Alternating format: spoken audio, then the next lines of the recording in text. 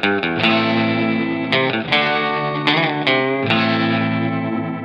right, haters, welcome back to another episode of I Hate Real Estate. Can you get us in session? Very sure. angrily. Sure. There we go. It needs to be more angry than Feels that. good. It feels good. I don't want to break it. Yeah, well, this morning on I Hate Real Estate, we'll have a really hard time not breaking things because I have a real life story to tell you about a deal I finally just got closed. You know, they take like 30, 45 days. This was a 96-day closing. And I think I was involved in this. You weren't. Some way. You didn't have. Yes, you were. You did the deed. did. That's right. Okay, he was involved. Very small part. Very small part. But let's go ahead and just jump right in. So on this week's episode of I Hate Real Estate, we're going to discuss encroachment. Also, we're going to talk about surveys, the importance of surveys, flipping property, all kinds of things. So if you are ready for a good story, here we go. Once upon a time, there was a real estate agent named Jamie Taylor. And I have a client I've worked with for a long time who said, hey, clients of mine have flipped this property. They've purchased a home. They've renovated it. They're going to resell it. And I'd like you to list the property. The first question I asked was, when they did the renovation, was anything changed to the actual size of the house? Does it need to be measured? Yes, it needs to be measured. And also they added on to it. What's the first thing I asked the seller? Did you do a survey? Yes, it is the first thing I asked the seller. Did the seller do a survey? I'm guessing not. Otherwise, this would be a boring story. True. And let me also start by saying that this was a really cool house. Like the house was previously a square, and then all of a sudden it had this addition on it. So they had definitely built onto the home, and they did not have a survey at the time that they started the remodel, nor did they get a survey at the completion. Mm-hmm. So I did, as an agent, say, do you have a survey? Would you like to get a survey? If the buyer wants a survey, they can get one in the contract. I'm okay with that. Kind of, right? Yeah. Okay. Because technically my client has to do, and I have to do what my client wants me to do. However. And technically the seller's not required to do a survey. Correct. And this is where it's like, surveys are not. I can't believe it didn't get done. I can see where this is going, and I can't believe the survey didn't get done by somebody on the construction side at the time that the remodel was done or the addition was done. Well, anyway, I'm sure you're going to get into that. I don't want to make you go forward. No, but that's the thing is, it's funny that you mentioned that, because what I didn't even think about was because they were, and this is those people, you know how they are, they get into real estate, they get a license, and then they figure out they can flip property. So then they get a contracting license, then they learn to flip property. And as those things happen, when those things happen, sometimes they miss those very important integral pieces of the transaction, like a survey. So this was not on HGTV then? This was not. It wouldn't have been on HGTV because they would have just walked in and said, it's the one, and then closed, and no one would have told the story. So we got it listed, looked beautiful. Within a couple of days, we get an offer. And when I say this other agent was like, she's bad to the bone, like I knew the first time she called me, I was like, oh man, like she's good, and I am really busy right now, and this is going to be hard because she's going to want a lot of follow-up. But it's like the snake bit thing. Once it started, I was like, okay, I'm going to work really hard. She's going to do really great, and I'm just going to hold on here. So she sends us an offer. Survey, please. Okay, so we order the survey. But in this market, it's taken 2, 3, 4, 5, 6 weeks sometimes to get a survey. So we're continually following up with the survey company. What's going on? What's going on? We're working on it. Well, 3 to 5 days, I want to say it was 5 days before closing, the other agent's like, okay, I finally see the little flags out there. They must have surveyed the land. So I reach out to the surveyor. I'm like, hey, can we get a copy of the survey? We're just a few days from closing and the lender needs it. And he goes, well, we have a problem. And that's when I'm like, I hate real estate. He says that house is sitting on the next door neighbor's lot. Part of it. But go ahead before I even continue with the story. The newly constructed part. The newly constructed part has been newly constructed over the property line on the neighbor's piece of property. So let's go ahead and you give our listeners the definition of what that is, 1, and 2, the legal rights of the neighbor. Well, we talked about that's an encroachment onto someone else's property. Technically by law, it's a trespass. You've trespassed on someone else's property, and it's technically also a destruction of property, even though you've built improvements that in theory give value to the property. You've also destroyed the ground that was there. I'm guessing there was no fence, obviously. It was just 2 yards that were connected either side to side or in the back. And this is not an apartment building or anything, right? Single family? Single family. And so... in rural areas, so no fencing. In theory, you have a mixed bag of options. You would like to be able to tell, if you're representing the landowner where these people have encroached onto, you would like to tell them that they can take a sledgehammer and go destroy however many feet over the line that this building is. Which is technically within their rights, and but also theory, civilly they have not, the right right? to do it, but it's a risk. It's risky. especially if you're only relying on one survey, you might want to get a backup survey before you go do that and just make sure somebody didn't screw up on a measurement, something along those lines. It's kind of like a risk of when your building permit is at issue. If there's something where you may or may not have met an obligation of the building permit that was issued, or something's still contingent and you go start construction and then later they revoke your building permit, you have to tear it down. Same type of thing applies here. That's more of a commercial standpoint. But from the house, same type of thing. So that landowner would have a right to a trespass claim, to the damages, and to require that person to restore the property back to the condition that it was before the trespass occurred. So, plus attorney's fees, costs, all that good stuff. And so, as you know, this is one of those situations from an agent broker perspective. It's a nightmare. And it gives that landowner a lot of leverage too. So much leverage. And that's the other thing is, so we like tiptoed across the land and said, hello, sir.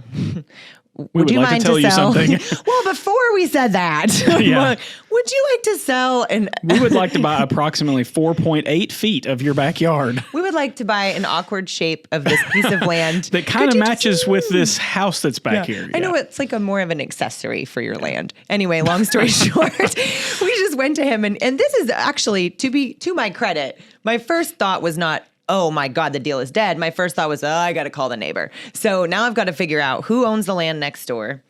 And if the buyer's still going to hold on, right? So the first thing I did is call the other agent. I'm like, hey, you were right. We should have had a survey. But I tried. We didn't. I said, so now we're in a place where we need to figure out if this next door neighbor is willing to cooperate. If they are willing to cooperate, we will work something out, go from there. But of course, this all falls on the seller. So you know that the seller who bought this house, remodeled this house, has money tied up in the house. The idea was to make a profit. But all of a sudden, you need to purchase an additional piece of land. At this point, he could say, I want $10 million for the land because he's got us between a rock and a hard place. Fortunately, super nice. Surveyor makes a hypothetical survey and is like, if they'll sell you this piece of land, then this is how the lines will be drawn. So called my good favorite best attorney in the world. Can you make a quick claim deed in a hurry? And we did a quick claim deed. We agreed on a price. We had that take place. We got that. I literally took it from the notary and to the courthouse in Saline County and had it filed there and then turned around and brought it to the title company, which again, as an agent, sometimes you have to go in there and do things that don't make any sense because your job is to manage the transaction. Carrying the filing to the courthouse might not be your job, but it's the best way to serve the client. So we finally get this thing done and filed and give it to the title company and start moving towards closing. And I guess the long and short of this encroachment situation is that if we would have had a survey, we never would have been in this situation to begin with. Secondly, with encroachment, our rights were we had no rights in the situation. We couldn't have done anything to the neighbor. So our only option at that point was to get him to agree to sell that piece of land, which fortunately he did. And then when we got that together, we were able to bring it across the closing table, which we then involved early occupancy with because these people had been waiting all this time. So then we issued an early occupancy. And then I sat there like this going, that's messy. Please. So we did it, but go ahead and give me your thoughts. Did y'all get any kind of offset from the amount that was paid for that extra piece of land as a part of the purchase price? We didn't. So it was just additional money that had to come out of the seller's pocket. Now, the good news is the buyer did not have to buy the additional land. Oh, the seller bought the additional land and then sold it. Oh, that's what I meant then. The buyer then technically got an offset of the purchase price. And they also the $20,000 or whatever was paid. Did you say what was paid? I think I remember it being $20,000.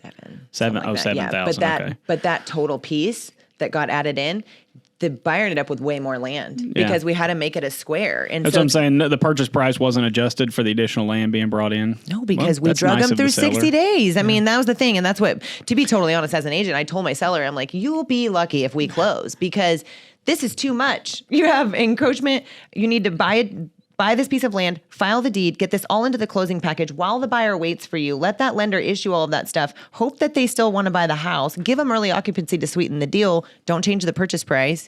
Because at the end of the day, it's my fault. Not my fault, my seller's fault. And so I felt like it was the right thing to do. But yeah, just go ahead and jump into that. Would that be your favorite file for me to bring you? Yeah. It brings up two interesting points for me thinking about it from a title insurance standpoint, because you've referenced the title company a couple of times. I've never had it happen, and it wouldn't make sense for a title company to accept coverage on a title insurance claim when you built over the line. I mean, there would be nothing. But from the buyer standpoint, I was thinking about it while you were talking about the story of if the buyer were to purchase title insurance, which they should, is there really an impact on title to the property itself? Because the seller can technically convey good title to the property that's being sold. Because the seller doesn't own the other X number of feet, it's not technically conveying it. And you're only selling, when you sell property, you're only selling the land. The improvements are included in the purchase price. But so from a title insurance standpoint, I don't know if there would be coverage for the buyer if the buyer didn't conduct a survey. And then this issue came up where part of the improvements were on somebody else's property. Oh, and then that just brought up the insurance thing too, because what insurance if it was on this property, but then what about that portion of the house being damaged over the line? Exactly. What if a fire starts? I don't know. Those are all really interesting questions. And it was interesting to me in this deal too and I wanted to talk about this deal in particular because it was one of the ones, I mean, I've been in a long time and it was one of those ones that yes, like my natural response is let's solve the problem and figure it out. But like, in my gut, I was like, this sucks. I don't want to do this. Like, it's always the hard ones that I get. So one of the things I want to bring up, though, is the encroachment itself. People don't talk about this because surveys are this thing that nobody really wants to pay for. They're similar to an appraisal, except for the appraisal is required for financing. So a survey is not required, and because it isn't, people don't want to pay. It costs $1,100 to get that one survey done. Oh, yeah. But it can cause a ton of issues. The cost of surveys have gone up through the roof the last few years. You better watch it because appraisers are right behind them. When you have appraisers have gone up too. Yeah, if you have a limited number of professionals and you have a high barrier to entry, there's going to be a shortage in our market. It's kind of a name your price in appraisals and surveys right now. It is really. I mean, honestly, I got out of appraisal because it wasn't that much money, but now I should go back in. Should.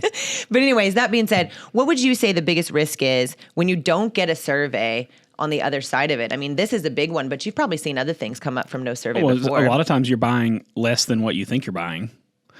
Or you're buying more than what you think you're buying. Some people may think that's bad because if you're buying into a liability somewhere. Well, think about if you were buying a piece of that house and then it started on fire, you'd be buying something you didn't even know. What if you end up buying a piece of property that's bigger than what you think it is because you didn't get a survey? And this is just an example I'm just coming up with. And that piece of property, the extra portion you didn't know is a part of an easement. And that easement requires mutual repairs to be paid for by the parties. And all of a sudden somebody shows up and says, hey, we need $10,000 to fix this road that you bought and you're responsible for $5,000. You know, those kinds of things are negatives where you could get more property and it not be a good thing. But you can get less property. You could get more property. A previous survey could be wrong. Well, and that's actually... I've seen that. So I've had a case before where we had two different surveys done, the one at the time of the purchase and the one later. And the one at the time of the purchase identified an easement that went a certain way all the way down the property for a driveway. And that was wrong. And the clients bought the property based upon the fact that they would have that easement for access and use of a driveway all the way back to the back of their property, where the easement actually cut off at their garage door, which was 200 feet in front of where the easement on that survey showed. And then they wouldn't be able to access their own house. What's funny is we had the same surveyor when we hired them. We hired the same surveyor the second time, and they gave a different survey than they did the first time. How'd that go over in court? We settled it. I bet. I bet. Okay. Well, that makes sense. And this is the other thing about surveys. You know, we have Maurice Taylor's a big stickler for the rules, clearly, since he's teaching real estate. But he talks about surveys being something that you can't use from a previous transaction to another transaction for issues that just like that you just described, because surveys are actually the ones that give light to what easements are in place, the measurements of the property.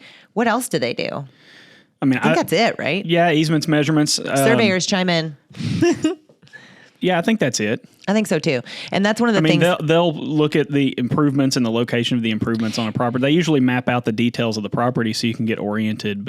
And then they have utility easements it's boundary. Yeah, but that goes in with the easements. There'll be utility easements, the road easement.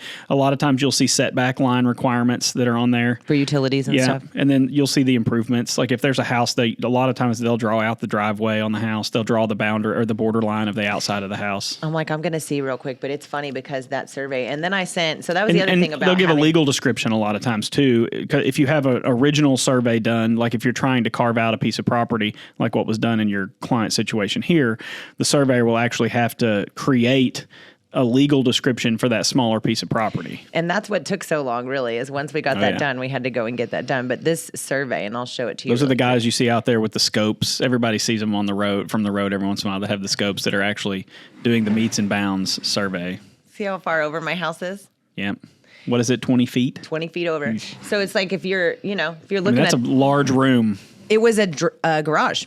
So it didn't have a garage before, and they add this beautiful garage onto it. And it was really cool because I'll never forget, like, the woman's walking me through it as I'm getting ready to list it. And she had some cool features in there for mom life. Like, you could pull your car in, and where the groceries come out of the car, there was a pass through. So you could literally shove the groceries through to and when you open the door to your laundry room, there were all your groceries next to the cabinets that they get put in. I mean, and they had improved it to live there and decided, oh man, our kids are growing up, stuff, we won't live here, we'll just sell it. So they had put all these little extra details and, more budget than they anticipated. And so I feel like at the end of the day, the buyer got a badass house on a bigger piece of land for the same price. It just took longer, and they got to move in a few days before closing. It's worth the wait then, hopefully. Right. I'm sure it was. But at the same time, it was like that other agent, I called her. I'm like, look, I know this wasn't good for you. You had to keep them waiting and hold on, but thank you, because not all agents would have had the patience to do it. A lot of agents would have said, let's move on and find another house. But there's, one, this market's not going to do that. Two, when you find a rural property out there that fits all your needs, there's probably not a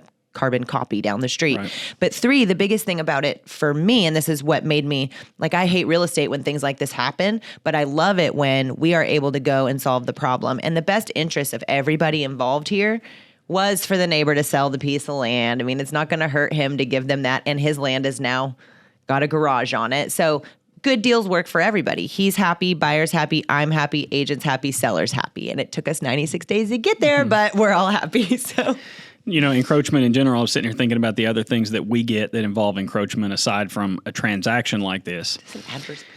Yeah, that's exactly right. No, it's adverse possession, but adverse possession is one of them. That's become a lot more difficult in Arkansas, though, because adverse possession used to have 5 requirements. They called them the ocean requirements. What is it? It's open, continuous, exclusive, adverse, and notorious. And those are all the things you have to be using the property. So it has to be the use has to be open. You can't be hiding your use. It has to be for a continuous purpose, meaning you have to use it. It's not just a one-time thing. It has to be used over and over again for that purpose. Exclusive means you have to be the only one in use. You can't be like sharing it with somebody, with a third party. I mean, like if your family members aren't included, or if it was a business and you were using it for business, that would be included. Adverse means it has to be adverse. You don't have a right to be there, and if it's open, then the other party's on notice that you're using it without their permission. And it may, I think it's.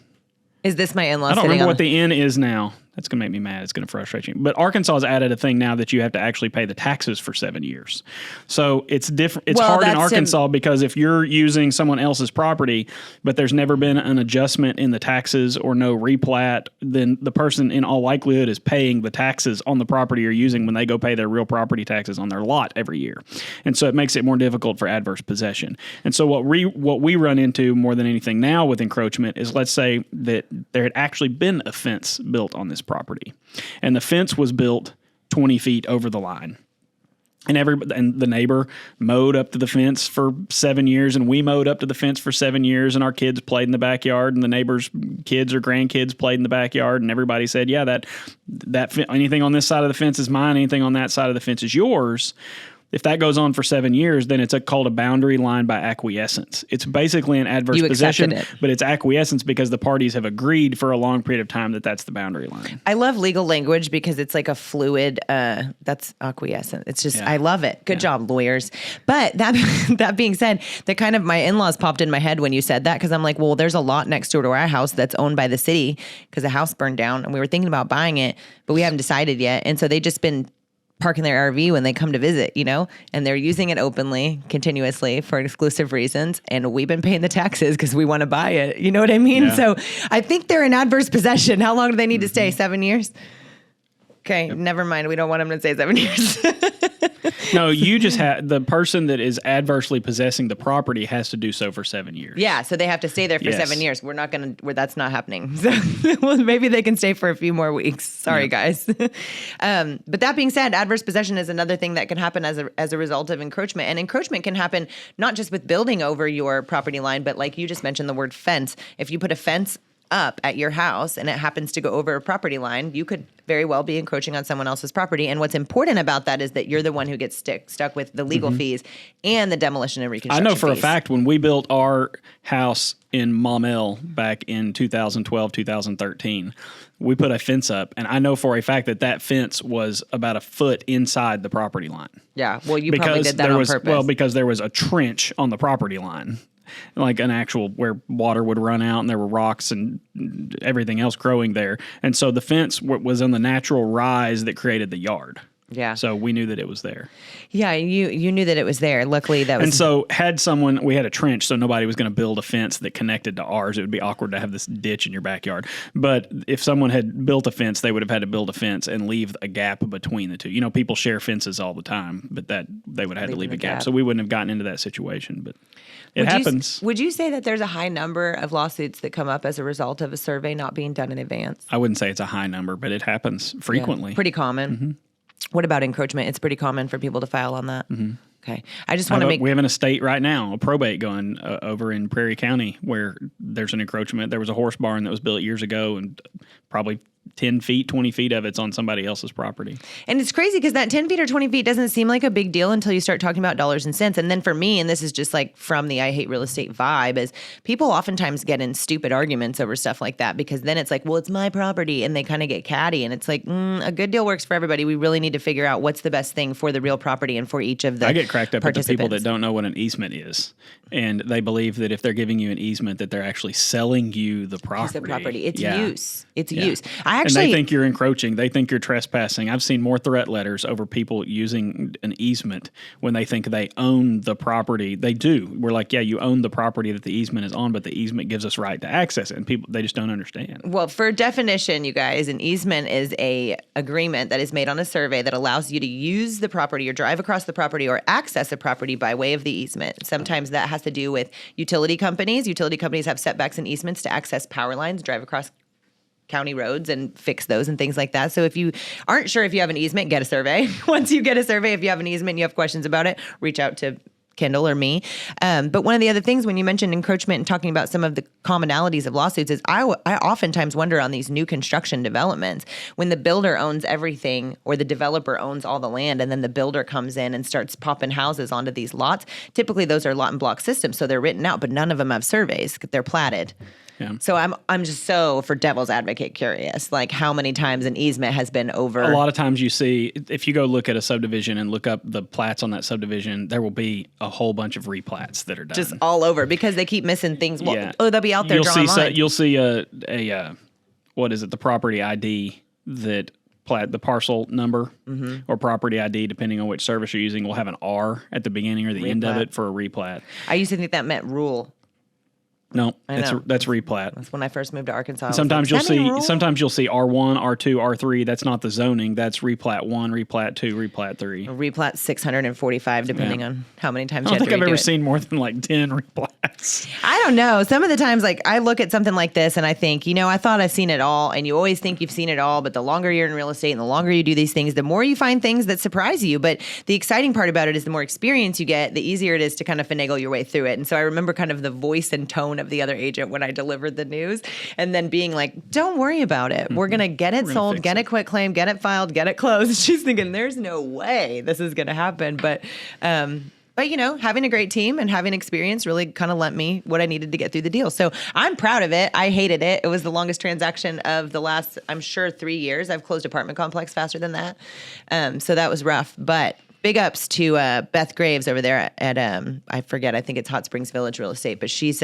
incredibly hardworking. That was a fun situation to get through with her. Also, Beth Lakey at Proland Title and Cabot, saved the day with the whole thing. So thanks to my team. And thank you, Kendall, for making that quitclaim deed in 2 minutes or 20 minutes. We'll go with 2. Okay, we're going to go with 2. Okay, well, we have more exciting things to talk about, and I think we have a hot topic, so we're going to pop off here and head out to talk about some hot topics in the news. Do you have anything else you want to talk about relating to encroaching on my space? Don't. You want to do it? I'm encroaching. Okay.